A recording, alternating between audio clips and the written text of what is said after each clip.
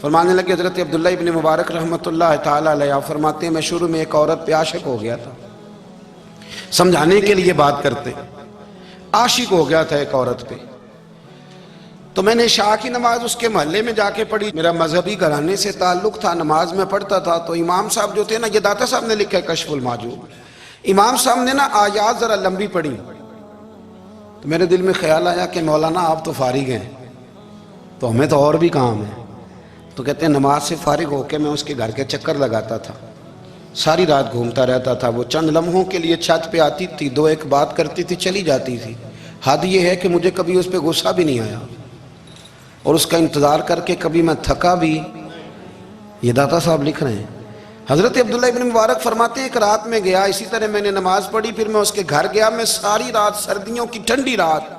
11-12 گھنٹے اس کے گھر کا طواف کرتا رہا، معاذ اللہ چکر لگاتا رہا۔ آدھی رات کو سحری کے وقت وہ چھت پہ آئی 1 منٹ کے لیے،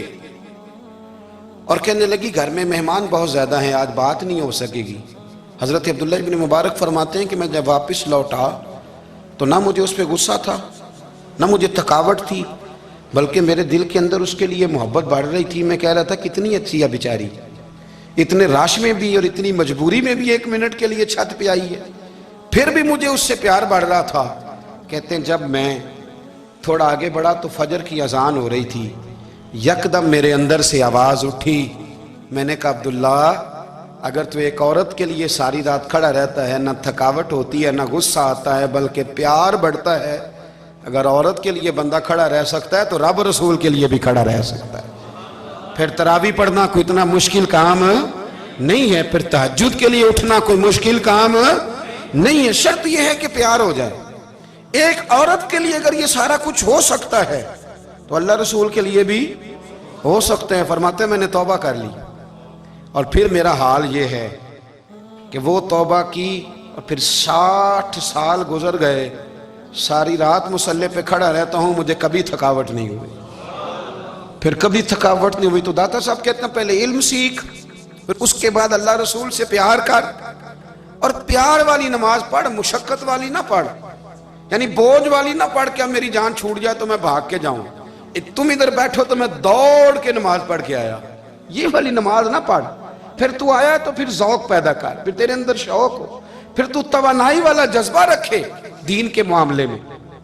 پھر داتا صاحب ایک تیسری بات ارشاد فرماتے ہیں، ایک تیسری بات داتا صاحب کرتے ہیں۔ داتا صاحب کہتے ہیں کہ یہ یاد رکھ کہ جو تجھے اعزاز ملے گا نا زندگی میں،